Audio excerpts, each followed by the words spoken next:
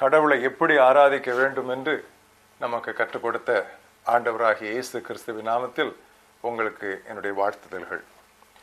இந்த நாள தியானத்தினுடைய தலைப்பு ஆராதனை முறை, லிட்டர்ஜி ஆர் லிபர்ட்டி. வாசிக்கும்படியாக எடுத்துக்கொள்ளப்பட்ட பகுதி சங்கீதம் 66 முதல் 9 வசனங்கள். பூமியின் குடிகளே, நீங்கள் எல்லாரும் தேவனுக்கு முன்பாக கம்பீரமாய் பாடுங்கள். அவர் நாமத்தின் மகத்துவத்தை கீர்த்தனம் பண்ணி அவருடைய துதியின் மகிமையை கொண்டாடுங்கள். தேவனை நோக்கி, உமது செயல்களில் எவ்வளவு பயங்கரமாயிருக்கிறீர். உமது மகத்துவமான வல்லமை நிமித்தம் உம்முடைய சத்துருக்கள் உமக்கு இச்சகம் பேசி அடங்குவார்கள். பூமியின் மீது எங்கும் உம்மை பணிந்து கொண்டு உம்மை துதித்து பாடுவார்கள். அவர்கள் உம்முடைய நாமத்தை துதித்து பாடுவார்கள் என்று சொல்லுங்கள். தேவனுடைய செயல்களை வந்து பாருங்கள். அவர் மனு புத்திரரிடத்தில் நடப்பிக்கும் செயலில் பயங்கரமானவர். கடலை உலர்ந்த தரையாக மாற்றினார். ஆற்றை கால்நடையாய் கடந்தார்கள். அங்கே அவரில் கலிகூர்ந்தோம். அவர் தம்முடைய வல்லமையினால் என்றென்றைக்கும் அரசாளுகிறார். அவருடைய கண்கள் மக்கள் இனங்கள் மேல் நோக்கமாய் இருக்கின்றன. துரோகிகள் தங்களை உயர்த்தாதிருப்பார்களாக. மக்களே, நம்முடைய கடவுளை ஸ்தோத்தரித்து அவரை துதிக்கும் சத்தத்தை கேட்க பண்ணுங்கள். அவர் நம்முடைய கால்களை தள்ளாட விடாமல் நம்முடைய ஆத்துமாவை உயிரோடே வைக்கிறார்.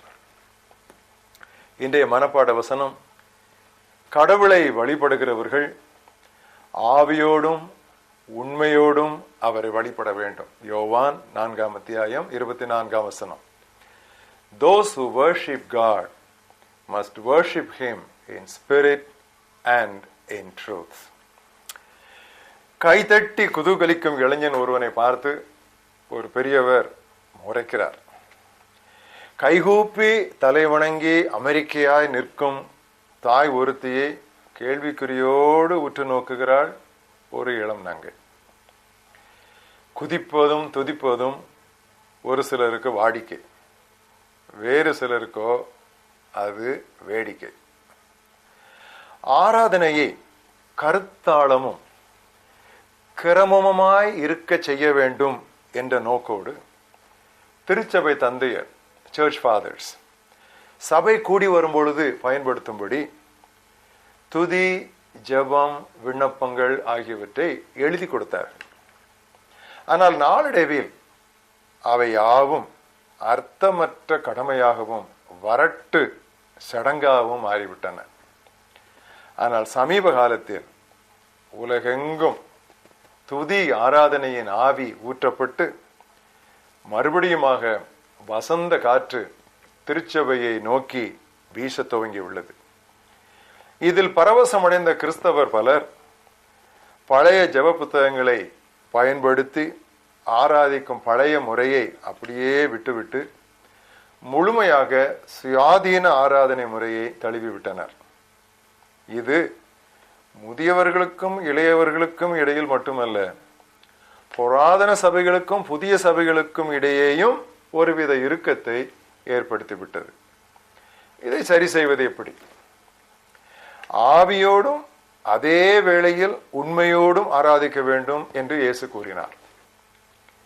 அப்படியே பவுலப்போஸ்தலனும், நான் ஆவியோடும் விண்ணப்பம் பண்ணுவேன், கருத்தோடும் விண்ணப்பம் பண்ணுவேன், ஆவியோடும் பாடுவேன், கருத்தோடும் பாடுவேன் என்று சாட்சி கூறினார். புத்தக ஜபங்களில் கருத்து செறிவு நிறைவா இருக்கிறது என்பதில் சந்தேகமே கிடையாது. ஆனாலும் ஆராதிப்போரின் உள்ளான உணர்வுகளை விடுதலையோடு வெளிப்படுத்துவதற்கு அங்கு சில தடைகள் உண்டு. சுயாதீன ஆராதனைகளிலோ பெரும்பாலும் ஒரு சில கருத்துக்களே திரும்ப திரும்ப வருகின்றன. வேத வெளிப்பாட்டின் ஒரு சில பகுதிகளே திரும்ப திரும்ப பயன்படுத்துவதாகவும் சுட்டிக்காட்டப்படுகிறது. இதிலிருந்து நமக்கு தெரிவது என்னவென்றால், ஒன்றுக்கு அடுத்தது தேவை, ஒன்றில்லாமல் ஒன்று முற்றுப்பெறாது.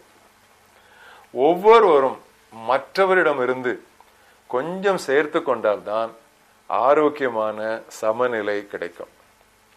எழுந்து நிற்பது, தலை வணங்குவது, முழங்கால் படிவது, இவை மட்டுமே பெரும்பாலும் புத்தக ஆராதனை முறைகள் உள்ள சபைகளில் உண்டு. ஆனால் திருமறை கூறுகிற கைகளை உயர்த்துதல், கைத்தட்டுதல், நடனமாடுதல் ஆகியவற்றை மற்ற சபையினர் தான் பயன்படுத்துகிறார்கள். நமது அன்பை ஆண்டவருக்கு வெளிப்படுத்தவே கடவுள் நமக்கு உணர்ச்சிகளை தந்திருக்கிறார். எனவே வேத வசனங்களுக்கு இடையே பாரபட்சம் காட்டுவதை தவிர்க்க வேண்டுமானால் முதற் குழுவினர், அதாவது எழுந்து தலைவணங்கி முழங்காற்படுகிற பழக்கம் மாத்திரம் உள்ள முதற் குழுவினர் தங்கள் தயக்கங்களை விட்டு சற்று வெளிவர வேண்டும். முதியவர்களுக்கு அதிரும் இசை பிடிக்காது, அலறக்கூடாது. சபைகளில் ஒரு மனதை காத்துக்கொள்ள வேண்டுமானால் முதியவர்களின் உணர்வுகளையும் மதிக்க வேண்டும். அதே சமயம் முதியவர்களும் மாற்றத்தை கண்டவுடன் சீற்றம் கொள்ளக்கூடாது. நவீன கால பல்லவிகள் பலரை நான் பார்க்கும் பொழுது அவை ஒரு சில கருத்துக்களையே திரும்ப திரும்ப சொல்லுகின்றன. உபதேச கண்ணோட்டத்தில் பார்த்தாலும் பல நவீன பல்லவிகள் பாடல்களுக்கு உபதேச ஆரோக்கியம் போதாது. எனவே பாடல் இயற்றுவோர் நல்ல முதிர்ந்த வேத போதகர்களுடன் உட்கார்ந்து தங்கள் பாடல்களை வெளியிடும் முன் சரிபார்க்க வேண்டும். ஆர்ப்பரிக்க ஒரு வேலை உண்டு, அமர்ந்திருக்க ஒரு வேலை உண்டு.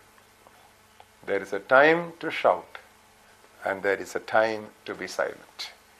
இதை சமநிலைப்படுத்துவோமானால் நம்முடைய ஆராதனைகளிலே ஆவியும் நிறைந்திருக்கும், கருத்தும் நிறைந்திருக்கும், ஆரவாரமும் நிறைந்திருக்கும், ஆரோக்கியமான உபதேசமும் நிறைந்திருக்கும்.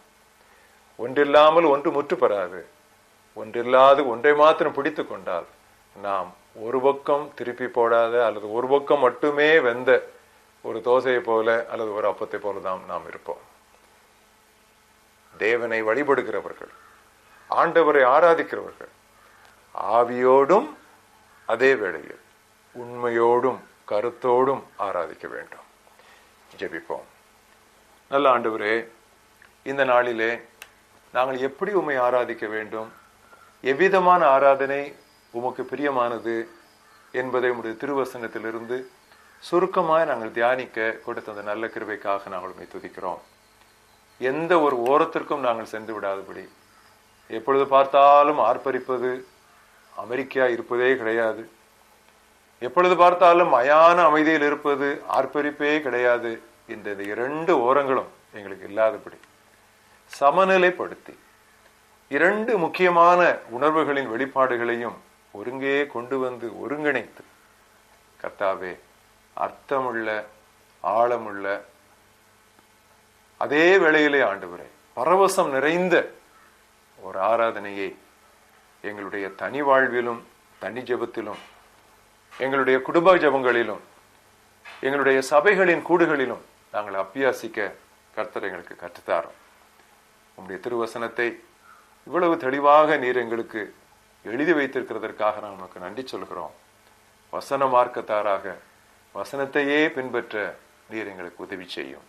இயேசு கிறிஸ்துவின் நாமத்தில் ஜெபிக்கிறோம் எங்கள் ஜீவனுள்ள பிதாவே, ஆமென்.